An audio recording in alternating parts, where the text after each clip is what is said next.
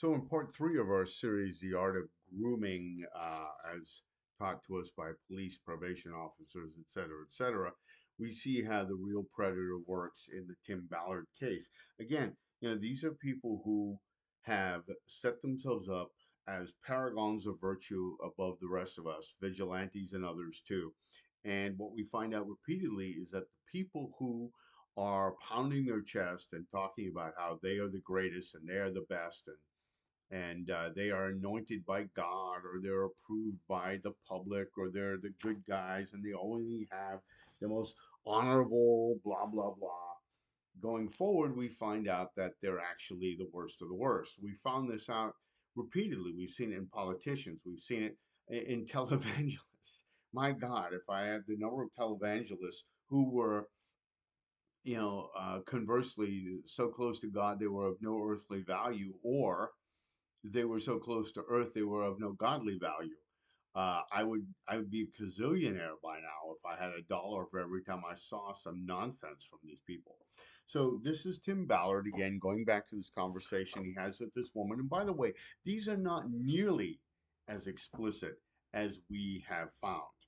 I have read, I think, in another post, highly explicit, sexualized talk where there's no doubt. Remember, many of us were absolutely destroyed on the supposition that, well, when we said, how are you and are you okay, that obviously means grooming. We were clobbered on things like this. But when we talk about actual sex talk, actually, uh, this guy's still walking around. He's not in prison, he's not in jail. The rest of us immediately put in prison, put in jail, because of course you have to make an example of the little people. The other people, well, they've got resources, and when you have resources, financial and political, you have rights that the rest of us do not have. So here we go. Part three, Tim Ballard's text message is showing how a real predator works. So remember, this is a text message conversation between Tim Ballard and this Mormon woman he had recruited who was married.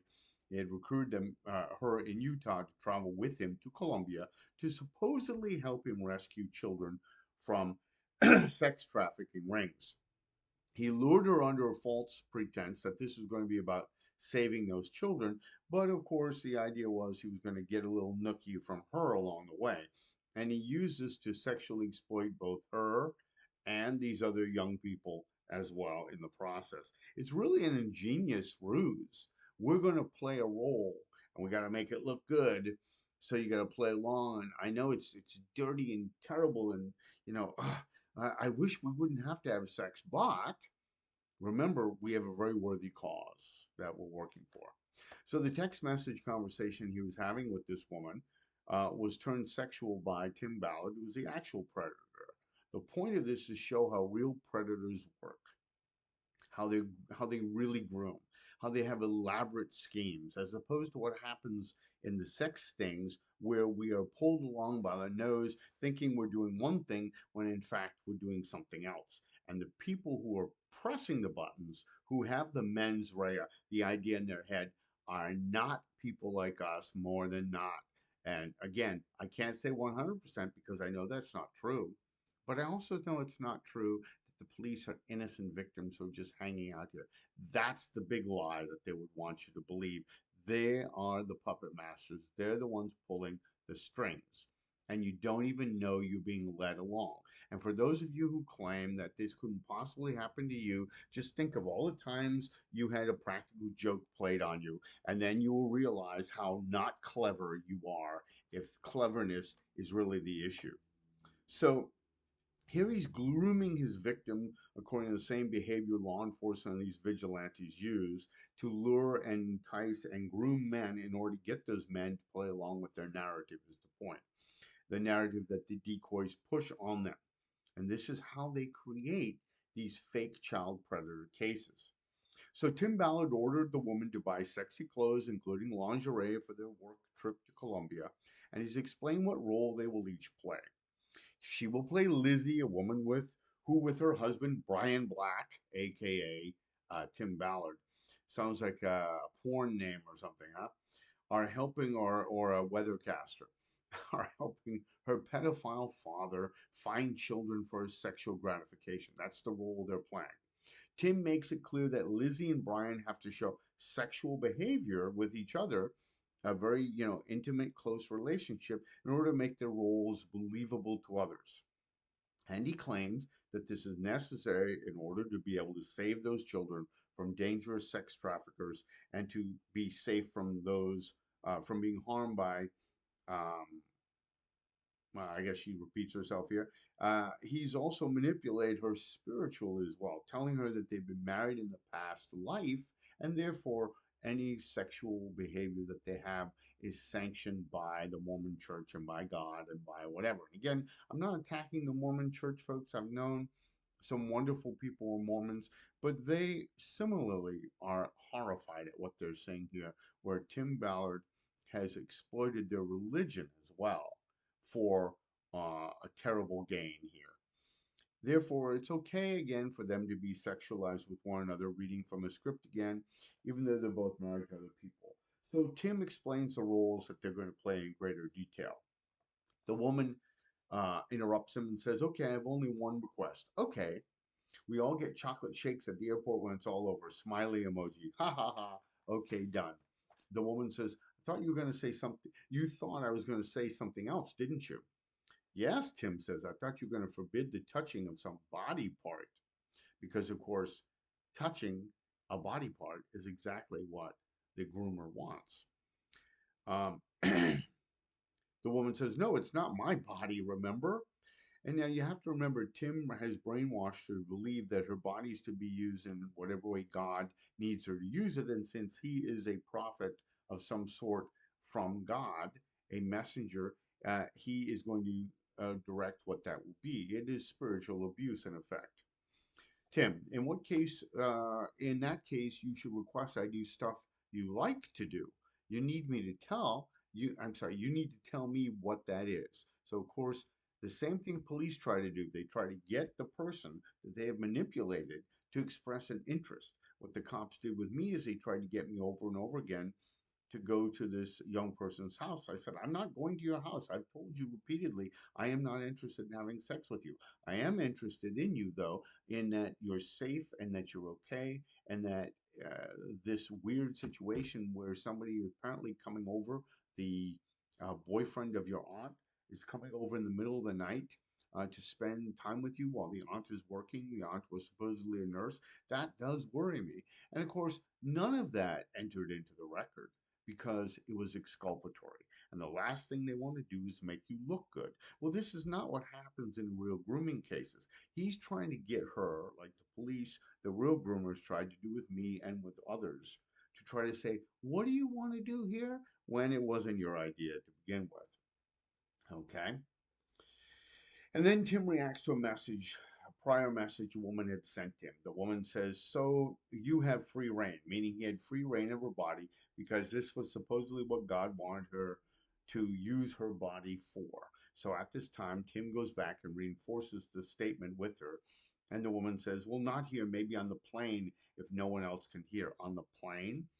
Tim responds with three emojis. One is a happy face with big hearts in the eyes. Two, a fire flame.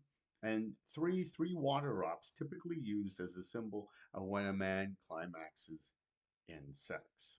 And then Tim says, "Nobody will hear."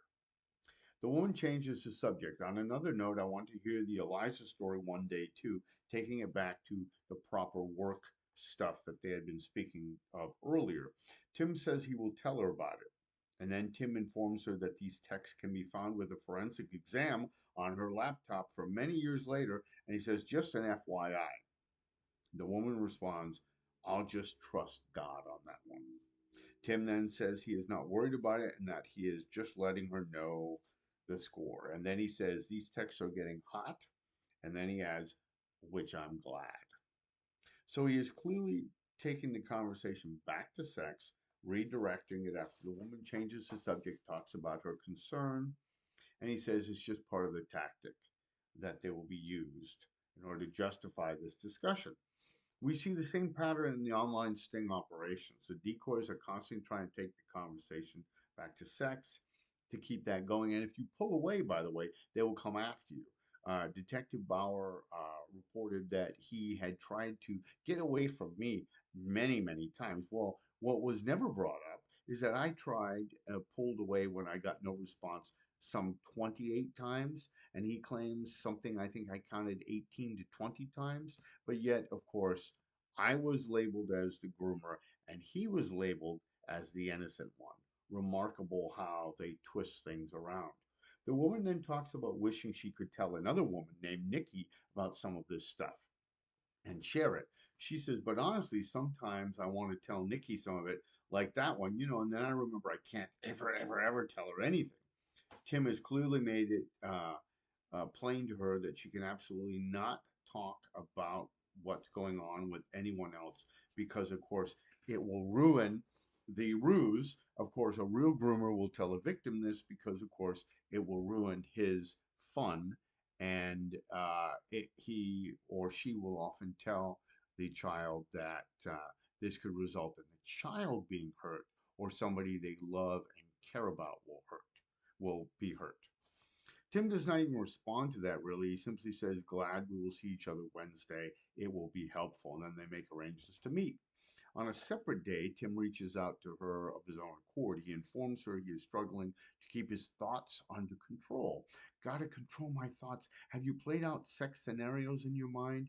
Apparently, he's instructed her to play out some scenarios in her mind so that it's believable when they actually get together. The woman then begins to open up about her vulnerabilities, proclivities, and other interests, including where she would know them in her marriage and a previous marriage. She's clearly begun to trust him, which is what every predator wants from their victim. This text conversation, it goes on for 29 more pages, takes place on different days. It can be found online. Tim just continues to push sex on her, instructing her on what she needs to do in order to play the role he has assigned to her. I'm going to try to put the link in. I have to get some guidance on that, but I'm going to put some link, I think, in these text messages down below, I think. And he keeps her under the belief that this is what she has to do in order to create something good, and this to help save children from sex trafficking. In the online sting operations, the decoys require the men to play along with the narrative the decoy has pressed onto them and the role the decoy assigns to them. In order for the decoy to agree to meet, uh, in order for the other decoy, the female decoy, to agree to meet the men in person. In most of these cases, decoys will require the men to directly agree to have sex with them or make some sort of affirmative statement. Um, what police will do, I'm told, is they will try to have somebody bring something. I remember how they didn't say anything like that to me, but I remember how sad they were and that there was nothing in my car because, of course, I wasn't there to have sex with a child. I wanted to be adjacent to the school. I was thinking that if it was a situation where I would need to do something as I've had to do before to help children, that I could go into the school, it would be a safe haven. And the police looked very sad when they ripped apart my vehicle and found nothing of a sexual nature in it because that wasn't my goal. Um, in the end, Tim Ballard blamed his victim. He blames them still today. Anybody coming forward, he blames them for making it appear that he is a predator when in fact he's not. And yet his text messages are highly explicit. Um, Unfortunately, the person who wrote this did not include some of them in there. Like I said, if I get permission, I want to get some guidance on this from some of the people who know better than me, and I will include them in the link down below if I can. Ballard claims that the woman fell in love with him and accused him of trying to be inappropriate. They includes, I'm sorry, accused her of trying to be inappropriate with him. So he's basically turned the tables around and accused these women of doing exactly what he had done to them. It's the same thing the decoys cops do in the online sting operations. The decoys and the uh, fake child decoys, they deploy, lure, entice, and groom these men, and then they turn them around and claim, as I told you earlier, that these women, I'm sorry, that these men lured, enticed, and groomed them instead online. That's the nature of the 5 point turnkey system that the Internet Crimes Against Children Task Force, I.C.A.C, deploys. It's the exact same behavior Tim Ballard and of all real predators. And, it shouldn't surprise you, folks, when people get a little bit of power and they get a little authority, that's what they do. They twist it around and they try to make it when they are caught that they are the innocent ones and that they were the paragons of virtue that they claim all around from the very beginning. And what else can they do? They have to either come clean or double down on it. There is no other option for them. And again, if I can, I will post the actual some of the more racy text down below. We wanted to try to keep it relatively clean, but I'm going to put that in here if I can, so that you can read yourself just how ridiculous and damning they can be, as opposed to the rest of us who are not even in the same league as these folks, because it's different when you are the victim and you're being portrayed as the groomer versus a groomer who portrays himself as a victim. This is Norman Michaelation for part 3 of the series and final part. Have a nice day.